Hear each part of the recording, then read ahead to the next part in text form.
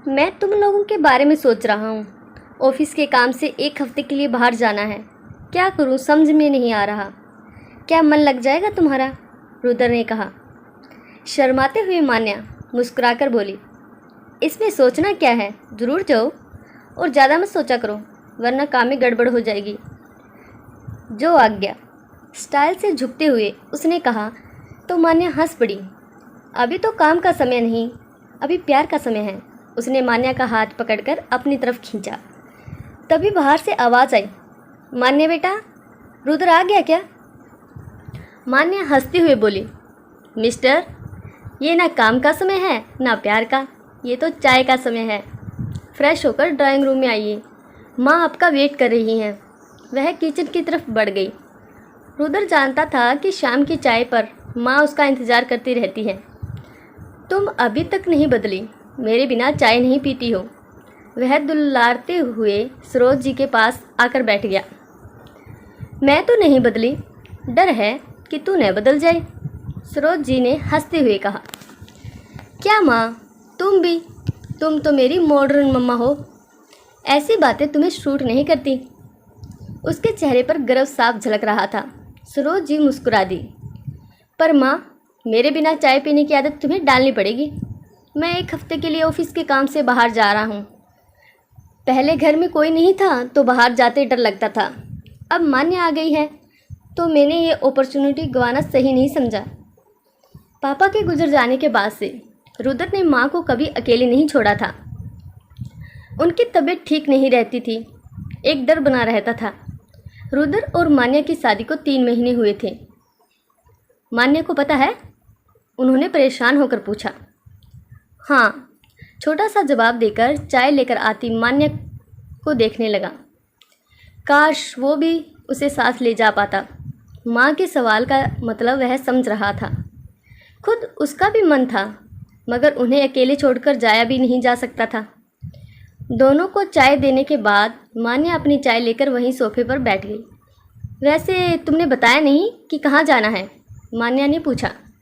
गोवा, बताते हुए उसे बुरा लग रहा था। जानता था कि मान्या को समंदर बहुत पसंद है। मान्या की आंखों में एक चमक उभरी और बुझ गई। सरोज जी चुपचाप बेटा बहू को देख रही थी। मान्या एक अच्छी लड़की थी। उसने बड़े प्यार से इस घर को और उन्हें अपनाया था। सरोज जी को मान्या में अपना कल दिखाई देता था। वह भी बिल्कुल ऐसे ही थी, मगर उसके सपने पूरे नहीं हुए। पारिवारिक जिम्मेदारियों में उलझकर रह गई और सारे सपने पूरे होने से पहले ही टूट गए। मगर वह चाहती थी कि मान्या के सारे सपने पूरे हों। मन ही मन उन्होंने एक फैसला लिया और मुस्कुरा उठी। फिर कुछ सोचते हुए उन्होंने अपनी मुस्कान छुपाकर रुद्र से पूछा, वैसे तुम्हें जाना कब है? 2 दिन बाद दोपहर की फ़्लाइट है, रुद्र ने खोए से अंदाज में जवाब दिया। मान्या और रुद्र एक दूसरे से नज़रें चुरा रहे थे। ठीक है, मैं अपने कमरे में आराम करने जाती हूँ। और वह अपने कमरे में चली आई और किसी को फ़ोन लगाने लगी। जब आज दोपहर में रुद्र को जाना था, मान्या का मूड उसी दिन से खराब हो चुका था, लेकिन उसने इस विषय में कुछ कहा नहीं था। वह उसकी मजबूरी समझ रही थी, मगर फिर भी उसका जाने का बेहद मन था। रुद्र बातों बातों में कई बार उसे अपनी मजबूरी जता चुका था। मान्या ने एकदम से चुप्पी साध रखी थी। उसका साथ न ले जा पाने का कारण सुनकर वह सिर्फ मुस्कुरा देती और कोई बात नहीं कहकर टाल रही थी। वह रुद्र का सामान पैक कर रही थी कि बाहर एकदम से हल्ला गुल्ला सुनकर वह दोनों चौंक उठे।